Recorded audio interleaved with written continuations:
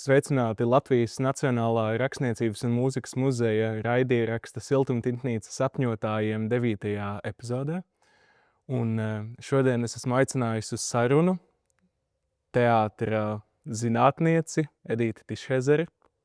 Vai teātra zinātniece būtu visatbilstošākais apzīmējums vai? Patiesībā jā. Patiesībā jā, jo teātra zinātnē ir 3 virzieni – teorija, vēsture un kritika. Un kā? jūs sev visvairāk saistat ar to teorijas pusi? Teorija īsti Latvijā nesanāks. Teorija ir vajadzīga biezāka zupa, lielāks, vairāk vēsture, teorija maz drusciņi, un kritika. Un Latvijā tā zupa ir šķidra, tāpēc, ka ir tā saplūsme no... Nē, vienkārši tā zupa nav šķidra, tās zupas ir maz. Jo, teiksim, Hansam Tīsam Lēmenam, lai viņš uztaisītu postdramatiskā teātra teoriju, viņam ir visa Rietumeiropas. Viss Rietumeiropas teātrs, milzīga pieredze. Mums ir, kā skaitliski nelielai nācijai, mums pirmkārt tomēr ir jāsargā. Es pat teiktu, jāsargā zināmā mērā tā savu patību. Līdz ar to mums ir ļoti aizsargājoša un daudz mazāk salīdzinoša tā teorija. Kaut kā tā. Jā. Un kā jūs skatāties uz to sargāšanu, kas, man liekas, jau arī diezgan jūtami notiek Latvijas teātrī, ka ir tāda kaut kāda iekapsulēšanās, kaut kāda, vai arī jūs tā neredzat? Vai mēs esam noslēgti no ārpasaules vai tomēr? Es domāju, ka no vienas puses mēs neesam noslēgti. Un jaunais teātris, kas nāk, kas ļoti ilgi nāca, teiksim, ar to pašu Homo Novusu. Bet jau 10 gadu aizskava reizēm. Nē. Tad, tajā brīdī, mēs pat dabūjām to, kas vēl tikai attīstījās. Tad, kad bija Gundega Laiviņa.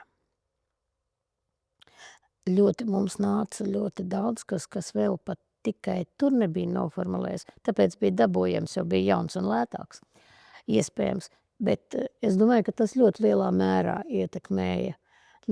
Tagad jau jāsaka vidējās paudzes, tur Reinis Hānovs, Valters Sīlis, tās paudzes domāšana.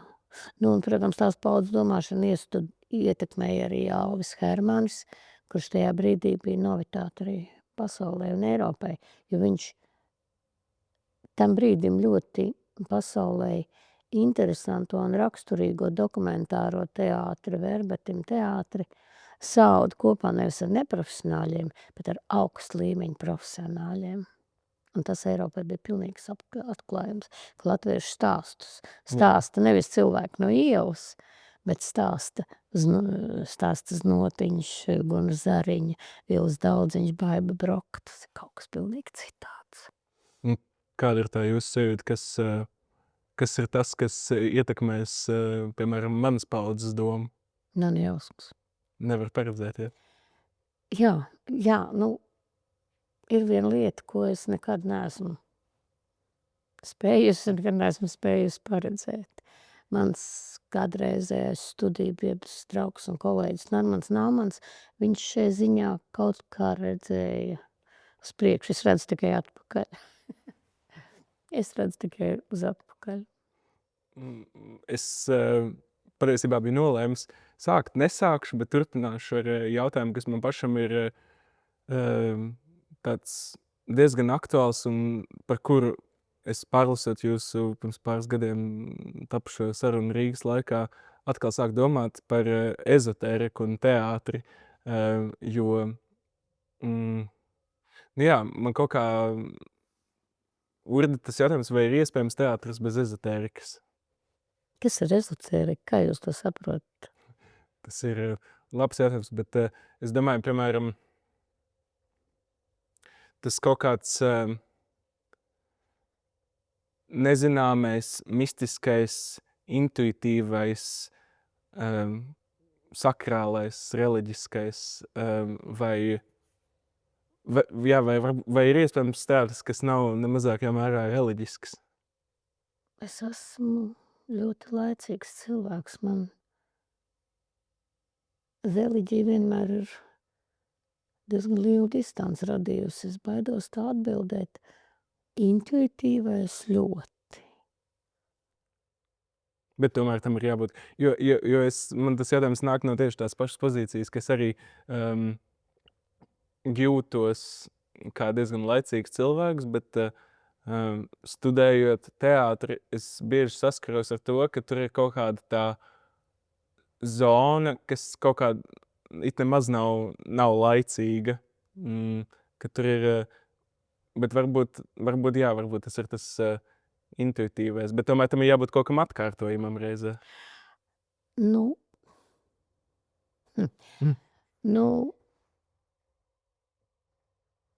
sen atpakaļ. 2017. gadā man piešķīra Normanda Nāmaņa prēmiju. Un toreiz pretendentiem mums bija tāds mums bija tāda esē, tā kā jāuztais, ko jūs meklējat mākslā. Un es atbildēju apmēram tā, ka es mākslā meklēju struktūru un kārtību, un to struktūru un kārtību, kas eksistē, tā kā gandrīz visumā. Tur bija kaut kāda ļoti sarežģīta un tā, un beigās tur sanāca, ka es teicu, jā, laikam es mākslā meklēju Dievu, ko es ikdienā neredzu. Tādā nozīmē var būt, bet tas, ka mākslas darbam ir pašam sava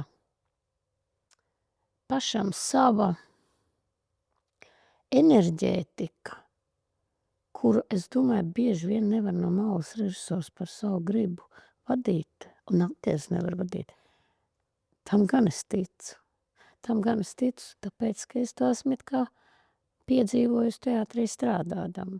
Kad redzi, izrāda galīgi nav gatava. Bet viņa strādā. Bet viņai ir radies tas lauks, un viņa ir dzīva. Ka izrāda var būt kaut kādā veidā uzkonstruēta un būt pilnīgi perfekta un nestrādāt. Un tad viņi var būt kaut kāda knapi turēties kopā un tieši tā, iedarboties. Un viņai ir tā enerģētika, kas tā kā, es nezinu, ātoma elektronus un protonus tur kopā. Tas starpā ir tukšums, bet tas viss tur kopā. Nē, tas, ka teātrī ir šis mistiskuma moments, tas, ka teātrī kaut kas paliek.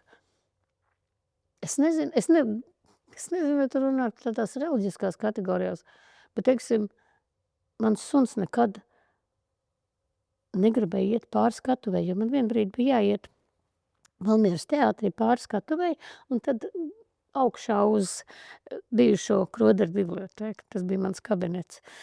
Un suns kļuva pilnīgi traks, viņš nespēja iet pāri skatuvei, viņš tātad jūta, ka tur ir kaut kas, ko viņš nesaprot. Es domāju, ka tas vien jau ir tāds. Un, jā, man vienmēr bijis tā drusku vēl palikt tur augšā tajā savā kabinetā, zinot, ka vairs apakšā nekas nenotiek, man bija diezgan tā bailīgi iet lejā. Kā ir iespējams runāt kaut vai par to enerģētiku, kas galu galā reizēm ir tas izšķirošais X faktors, kurš ir, tad par kaut kādām tām komponentēm, par kurām ir pierasts runāt, nemaz vairs nav vērts runāt. Pirmkārt, vārdam tieši tāpat ir sava enerģētika. Un es esmu dziļi pārliecināta, ka teātra kritika, teātra zinātne tāpat ir māksla. Tā ir tikai cita mākslas forma. Un, kad es teiksim, lasu Normanda tekstus, lasu Līgas Ulbertas tekstus, es jūtu šo mākslu. Es ļoti ceru, ka labākajos manos darbos viņa ir redzama. Ir redzama, sajūtama. Bet tas ir kaut kas tuvāks literatūrai nekā? Es domāju, ka tas ir tāds ļoti starp Starp. Vienkārši tā starpība, ka literatūra tāpat kā teātris it kā tiecas ņemt no dzīves, bet kritika un zināšana tomēr ņem no jau šī te, nu tā kā ir tas Jā. atdarinājumi.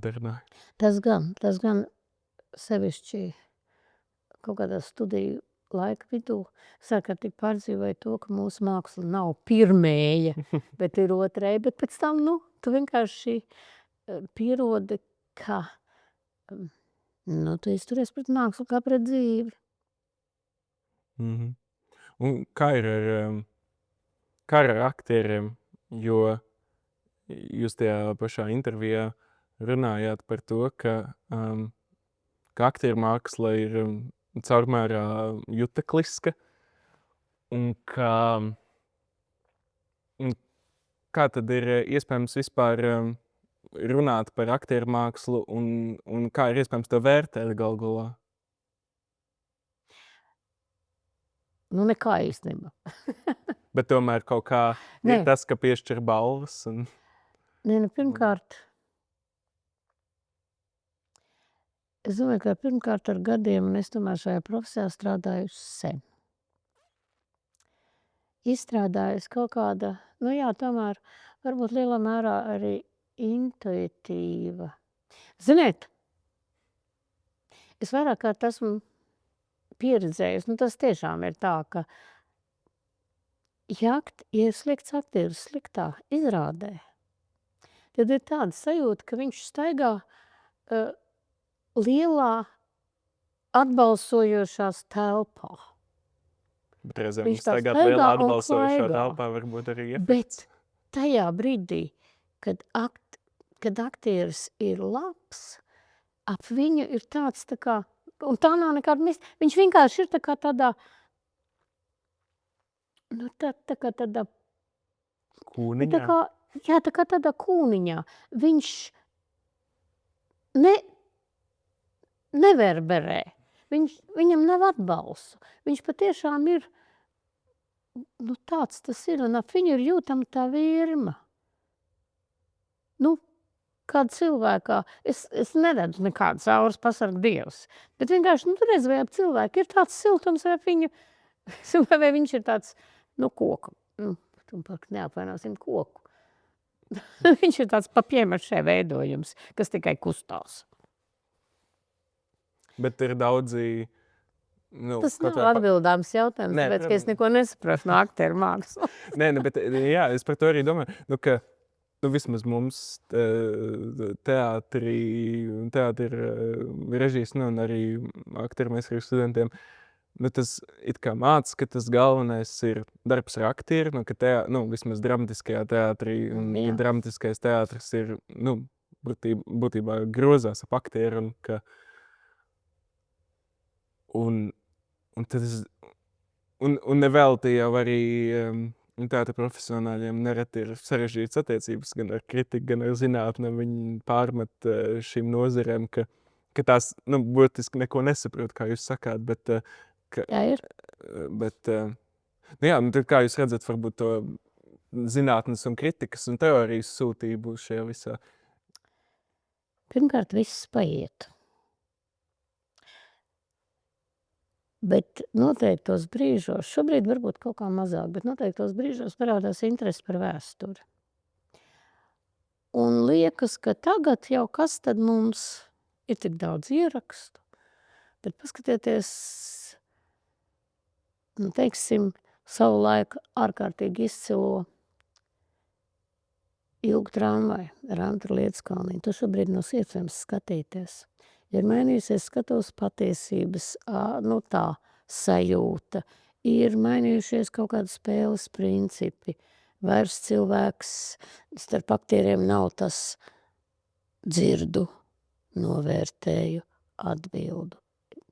Un vecus ierakstus, pat ja tā starpība ir 5 gadi, bieži vien ir ļoti grūti skatīties, un tu vairs nevari novērtēt, cik tā izrāde savam laikam bija laba. Bet kāpēc... ja kāds viņu ir ar mīlestību aprakstījis, tad caur viņa mīlošajām acīm tu to vari saprast. Interesanti, tad kāpēc turpina ierakstīt, jo man liekas, ka tas nereti nodara teātrim lielāku kaitējumu, nu, tai pašai izrādē, jo tur jau mēs nekādu to migliņu, nekādu kūniņu ap aktieru vairs neredzēsim, to, ko varbūt pieredzēties Ir kaut skatīties. kādas izrādes, kuras var skatīties. Ir kaut kādas un es nevaru pateikt, kas tam ir par iemeslu, bet, teiksim, ir viena kroderu izrāde, ko var skatīties šobrīd.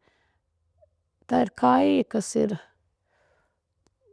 87. gads ierakstīts, un to var skatīties. 75. gada Brandu gandrīz viscaur var skatīties. Pirmkārt, tās nedrīkst būt realistiskas izrādes. Realisme, nojausma par realismu, tas mainās kaut kas. Bet nu realisms jau arī, es domāju, ka, ja mēs, nu, es domāju, ka, nu, it īpaši ņemot vērā kino un tā tālāk, nu, ka tādu psiholoģiskā realismu izrāda arī vakar uzfilmēt, ir tā pagrūti skatīties. Jā, nu, tāda, jā. Nu, tāda pilnīgi nu, cik nu bezformas, bet nu bezformas. Bez inscenēm, jā. Jā, tas novest to visātrāk. Līdz ko ir kaut kāda virsskaņa, kaut kāds virsforma. Jā, tā to var skatīties. Bet patiesībā, jā, bieži vien daudz kas pazūd, jo, nu jā, jo tā skatītāja klātbūtne, tas jau tik ārkārtīgi daudz ko nozīmē. Kāpēc? Tu filmu sāc skatīties, un tu no titriem jau gandrīz var redzēt. Būs vai nebūs? Tu izrādi sāc skatīties, nebūs. Un pēkšņi ir. Un vienreiz ir, un otrais nav. Un tu nekad nevarēsi tam, kurš noskatījās to izrādi, kur nebija. Tu nekad viņam neiestāstīs, ka bija, ka saslēdzās. Nu, nav tādas atbildes. Kā var aprakstīt? Kā var to analizēt? Nu, nekā jau īstenībā var mēģināt ar mīlošām acīm aprakstīt. Tālāk ir atkarīgs no tavas meistarības apieties ar vārdu. Kaut kā tā. Jā. Nu, un, ja kritika un teoriju apiecas ar vārdu, nu, protams, dažs labs teikt, ka teātris arī apiec ar vārdu, nu, kas kaut kādā mērā tā arī ir,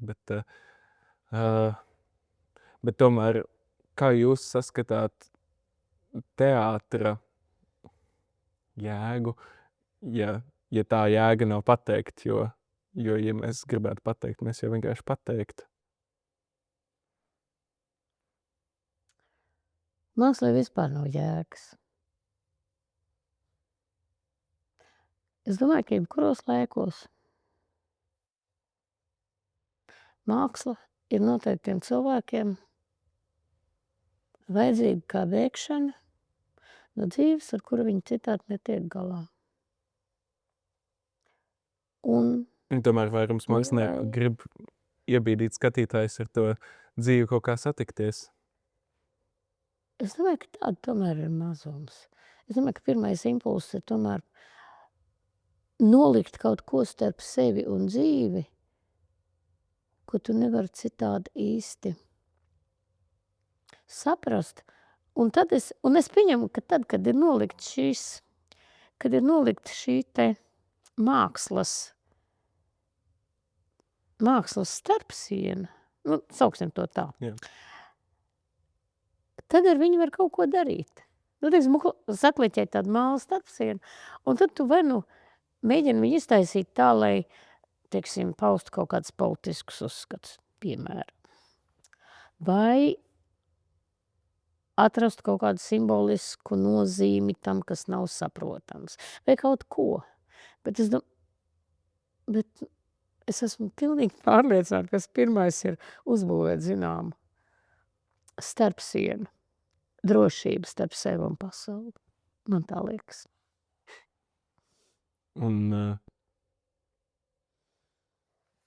tomēr, vai es teiktu, ka kas ir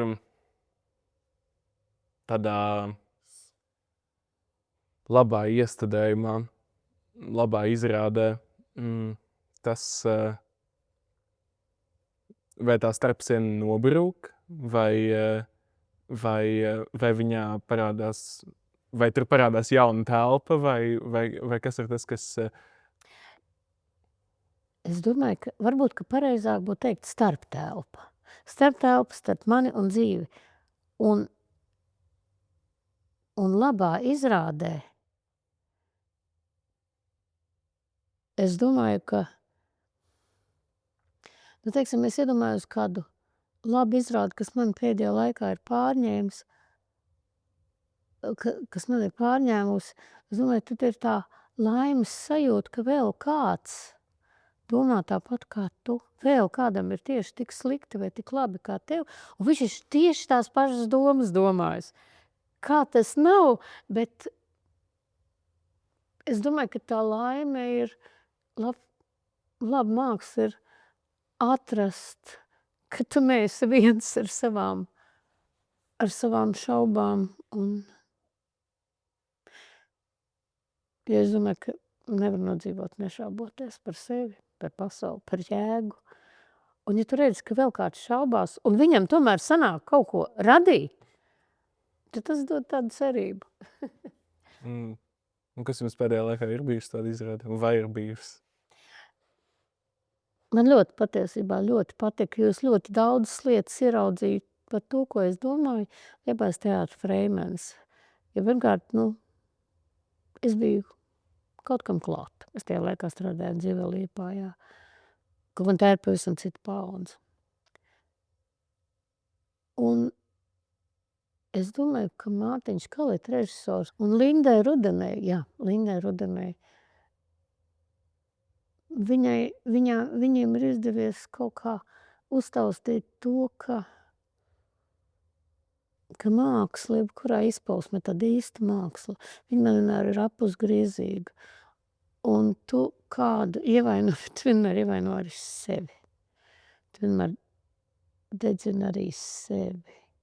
Es neticu ļoti veseliem, ļoti labklājīgiem māksliniekiem. Man liekas, tur kaut kas nav kārtībā. Bet tomēr, bet vai jūs teikt, ka mūsdienās tie labākie mākslinieki arī, tieši šeit un tagad, vai viņi tiešām ir tie, man liekas, ka vairs nav tā lielā šķēra starp mākslinieku un realitāti, kas ir, tas, nezinu, vai kas tas ģēnijs vai kas. Zini, ja man, teiksim, ir jānosauc viens režisors, ko es Latvijā tā pa īstam līdz dziļumiem cienu, tad tas ir Valters Sīlis. Un no vienas puses viņš vienmēr skar tik ārkārtīgi sarežģītas lietas. Tādas, kas nav atrisināmas patiešo, kam nekad nevar dot beigās secinājumus un teikt, šitā vajadzēja darīt. Bet es taču nezinu, kāda ir Valtera Sīļa elle, kurai viņš iet cauri, lai paveiktu šo darbu. Jā. Jo viena lieta ir, neviens jau tur nestaigā tā kā austru skuiņa un neledz Daugavā. nav jau visu laiku jāstaigā apkārt ar noraudātu krūšu priekš, lai justos iekšēji nepārliecināts. Tā iekšēji nepārliecinātība, jo tas tāds vispār, bet tas jau tāds tīri cilvēka eksistences blokus produkts. Tieši tā, kur nav vēl mākslinieka. Kur nav vēl mākslinieka, bet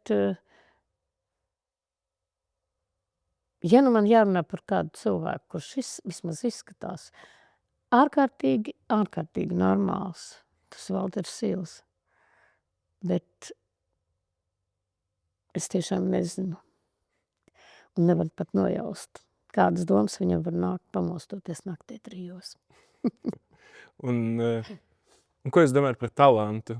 Vai tāda lieta ir? Jo, es nesen lasot to pašu Homo Novus grāmatu, tur bija tāda vesela pasāža par to, kas tas vispār ir, kāpēc mēs par to runājam un ka patiesībā mums nevajadzētu par to runāt. Un es īsti nenodefinēju, ko es par to domāju, bet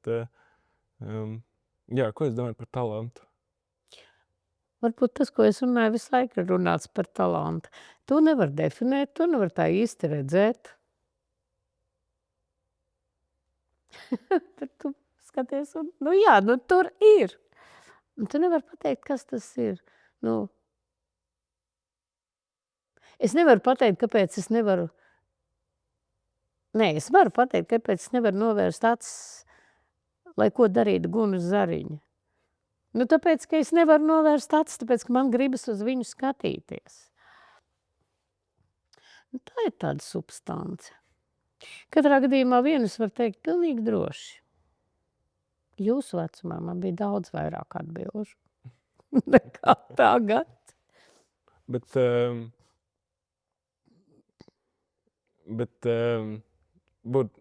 kas ir labāk, būt bez atbildēm vai ar atbildēm? Vislabāk ir prast pareizi uzstādīt jautājumu. Jo pareizi uzstādītā jautājumā ir tā izpētes enerģija. Tas ir, es nezinu, tā kā pareizi uzstādīts prožektors, viņš izgaismos tieši to, ko vajag. Tas vairs var būt plašāks, varbūt šaurāks, bet viņš dod virzienu skatienam. Pareizi uzstādīts jautājums dod virzienu domai, kur viņi nonāks, un vai viņi vispār tur kaut ko ieraudzīs, vai tur vispār ir kaut kas ieraugams, tā ir cita lieta. Bet darbības enerģija ir būtiska. Un, teiksim, man liekas ārkārtīgi īpaša enerģija, mauda enerģija. Un tas ir bijis, man nenormāli patīk sēdēt mēģinājumos. Patiesībā daudz labāk nekā skatīties izrādes. Tāpēc tik ilgi strādāju teātrī. Un tagad man pietrūks mēģinājumu. Gan tāpēc, ka tu jūti to brīdi, kad izrāde ir sākusi dzīvot. Viņas vēl nav, bet viņas sāks dzīvot. Gan arī tas, ka tu redzi, ka aktieris vai režisors pilnā sparā skrien un ieskrien sienā un saprot, ka tas ir pilnīgs bezceļš. Bet un toreiz var redzēt izrādēs, nojaust, ja, kaut šit viņš ir strādājis uz maudu enerģiju, kas viņam devis to atsitienu, to sāpīgo, bija tik labi un nederēja. Ja? Un tas ļauj kaut kā savākties un izdarīt citādi. Tāpat jau ir, kad tu raksti kādu lielāku pētniecisku darbu, tu pēkšņi kaut kam aizraujies un iznāk tik forši, un tas tev arī iznāk tik, un tu saproti, tā ir tikai tava iedoma, nav tā pa īstam. Un tad savāc savus fragmentus, un citā virzienā, bet jau drusku tāds tā kā imūnāks pret dzīvi. Un kaut kā un mēs vienmēr, tā malda enerģija, un mēs it kā arī vienmēr domājam par to, ka arī teātrī mēs mēģinam uzdot jautājumus, nevis tur formulēt atbildes un kaut kā, burtiski pavērst to skatītāju domu uz kaut kādu konkrētu. Un tomēr katru reizi, kad kad cilvēks izrāda samulsinājis vai kad viņi nav patikusi, tad tas biežais jautājums, ko mēs dzirdam, ir, ka es nesaprotu, ko viņi gribēja ar to pateikt. Arī, bet mēs nesen ar Ati Rozentālu runājam. Ja cilvēkam aktīvi nepatīk izrāde, un viņš jau pēc nedēļas un 2 tev stāsta, cik viņam šausmīgi tā izrāde nepatika, tad viņa 2 nedēļas nelaiž to cilvēku vaļā. Tātad viņa ir panākusi savu mērķi. Es pat nojaušu, par kur izrādi runa. Man konkrēti panāca ļoti cienījumi cilvēki teica, šausmas, tas orākuls. Es teicu, piedodiet, Tvarkovskis ir viens no maniem mīļākajiem režisoriem, man patīk viss, ko viņš dara.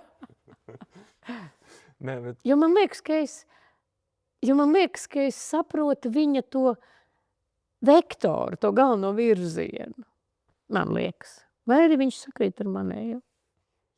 un arī kaut kāds, jā, Tvarkovski, viņam ir tas, ka viņš mazliet tā kā, viņš ar to laiku kaut kā ļoti labi tur Vai ne?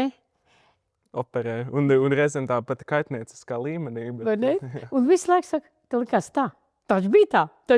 Rekā nebija galīgi, nemaz nebija. Tas ir vienkārši brīnišķīgi, kā pirmajā izrādē šeit. Rotko. Ja?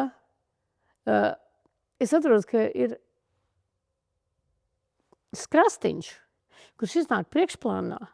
Un it kā ir Skrastiņš, kurš stāsta, kā viņš tūlīt tēlos. Aktieri, kurš tēlos citu. Un parādās uz ekrāna. Un tu pēkšņi esi tik fantastiski apmulsis. Kurš no viņiem, vai ne? Un es atceros, ka reizē Kalniņa pagriež galvu ekrānā un ar lielu izbrīnu ierauga sevi divās telpās vēl vienlaikus. Tas, jā, vēl bez tam, protams, māksla ir mānīšanās. Un Tvarkovskim, pilnīgi fantastiski. No vienas puses viņš uztaisa to, ka orākulā gandrīz viss ir uz ekrāna, un vienlaiks viņš neko neatņem aktierim. Aktieris tikpat paliek pats galvenais. Jo tur nav Meijers, tur nav Vita Vārpiņa. Tad visam pārējai heverei tur nav pilnīgi nekādas nozīmes. Ja tur nav tieši šo aktieru enerģētika, tieši šo aktieru, tas vajadzība izteikt savu elli. Un reizē, piemēram, nerunājot konkrēti par šiem aktieriem vai šo tādu, bet principā domājot, ka patiesībā ļoti bieži, un es īpaši, man liekas, uzjautrinoši tas ir, kad runa ir par bērnu izrādēm, kur ir nepieciešama tā milzu jauda un enerģija un prieks gal galā, ka patiesībā visi tie nabaga mākslinieki, viņiem jau ļoti bieži piegriezies, un viņiem nav, un ka tā elle, ko izteikt, jau ir tas, ka es negribu neko teikt, galieciet man neko teikt.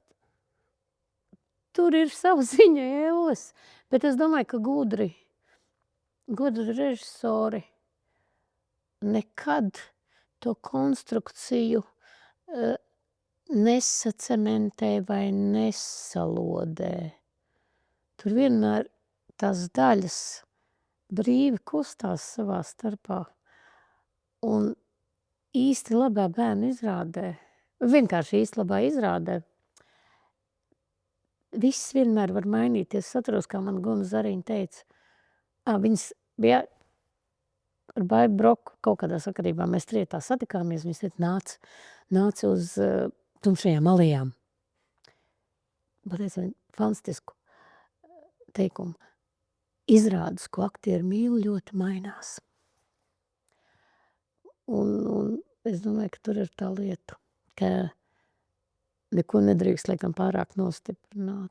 Bet tajā pašā laikā, ja kaut kā rodas priekšstats, ka ja tajās pašās Tvarkovski izrādēs tur kaut ko. Es nezinu, bet es domāju, ka tur ir tā starp, kāpēc viņiem vienmēr ir tik interesanti. Ja viņiem vienmēr ir tik interesanti. Es runāju ar aktieriem. Es domāju, pašam Mārtiņam Mēram, viņam ir tik interesanti mēģināt saprast, kāpēc šodien tas cilvēks grib nošauties. Ne?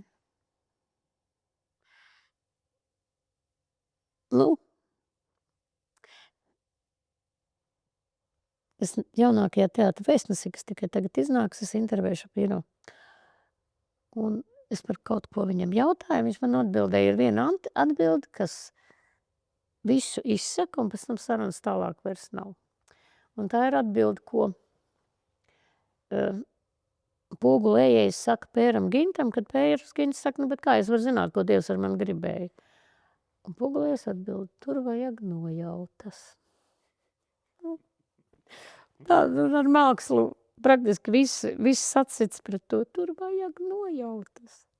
Cits atbildes nav, bet, diemžēl, saruna arī līdz ar to izsikst. Tas tā, ja mēs tā kā, te iznāk tas atdarinājums, ja es tagad nobeigtu epizodu, tad tas būtu tā kā, tur ir tā intervija, un šeit vēl viena intervija šī paša atbildes dēļ beidz. Bet es tomēr vēl gribu pajautāt divas lietas. Viens ir par metaforu. Nu, kad mēs varam sākt jaunas pāris stundas? jo es domāju, nu, man, es tomēr arī mazliet rakstu, man ir kaut kāda tāda nojauta par to, ko nozīmē metafora tekstā un kā ar to, apieties. Bet un neviens arī man līdz šim nav varējis šo jautājumu atbildēt, kas ir tā metafora teātrī, jo, nākas dzirdēt, ka Ņekrošs, piemēram, ir bijis metafora meistars un tam līdzīgi, un arī teātrī, tomēr ir diezgan daudz to izteiksmes līdzekļu, ko mēs esam tā skaidri, puslīdz skaidri, un arī aktieris beig galā, tad, kad tā izrāda, vai viņi ir piedzimusi vai nav piedzimusi, vai viņi ir uzkonstruēti vai nē, kad viņi notiek, tad viņš daudz maz tur kaut kā orientējas, ko viņš tur dara vai nedara,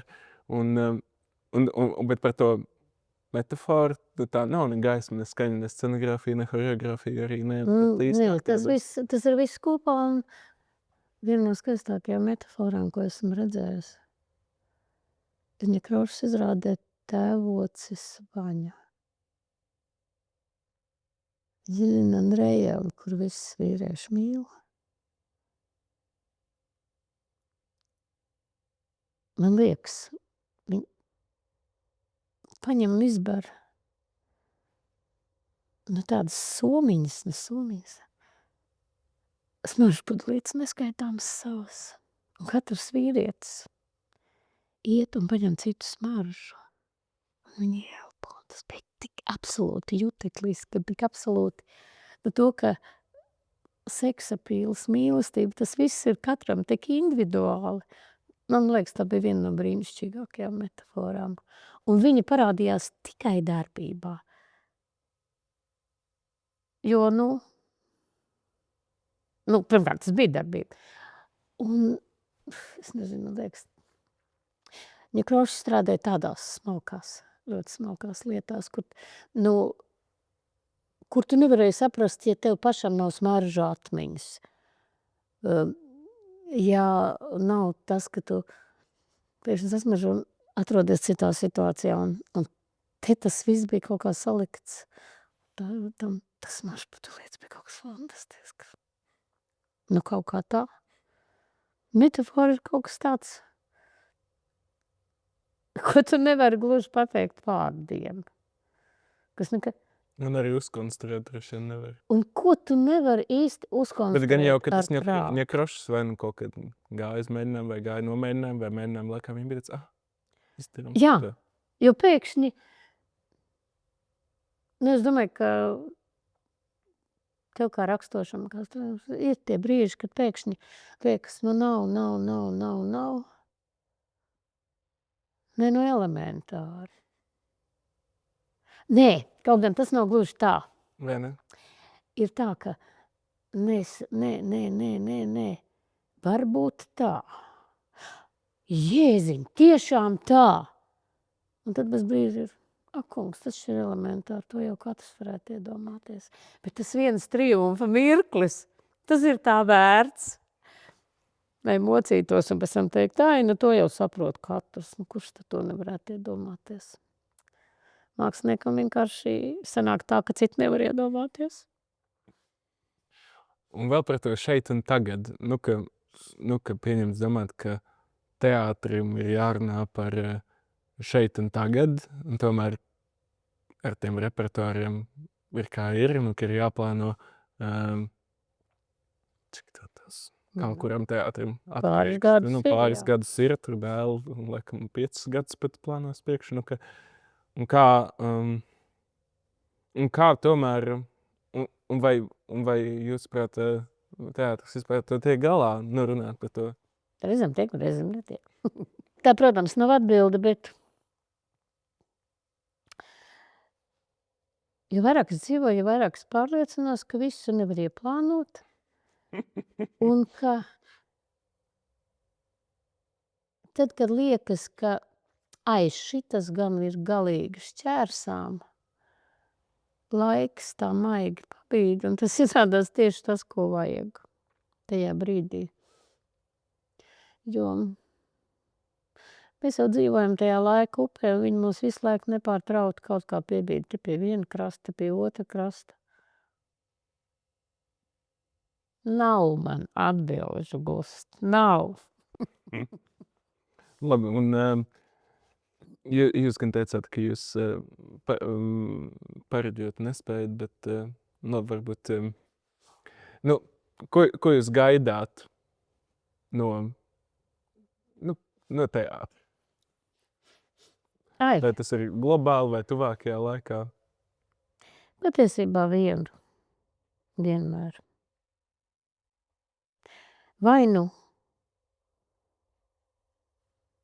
intelektuālu, fantastisku izaicinājumu, bet tā, ka tu domā, Jēziņ, cik es esmu gudra, ka es to sapratu.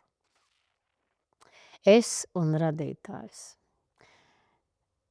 Vai arī aizkustinājumi. Vienu no diviem. Ja nav neviena ne otra, tad ir dzīve, tad ir profesija, tad ir amats, tad ir, jā. Vidējais aritmētiskais teātris. Ziniet, kas visgrūtākais strādājot Spēlmeņu nakts žūrijā? Labas, normālas izrādes. Tad, kad ir jau panākts kaut kur sezonas vidū tas Kopainas. Pat ne kopaini, kad ir pietiekami daudz kvantitātes redzēts. Tad patiesībā pie normālas labas izrādes sāk smikšana ciet. Visi kārtībā. Un tad tu redzi tikai to, kad ir lidojums vai ir bekas kritiens. Un patiesībā jau, ko negribās? Negribas normāls labas izrādes. Gribas, lai ir vai kritiens, vai teikt, ak, Dievs, kāds kritiens! Tu padomāt, viņam bija tāds vēriens, un viņš ar tādu vērienu krita, un tas bija tik interesanti. Vai arī ir lidojums, un tad saka, kaut ko tādas nevar iedomāties. Es gaidu vai lidojumu vai kritienu, bet tāda ar vērienu. Paldies par sarunu. Lūdzu. Paldies, ka klausījāties un skatījāties.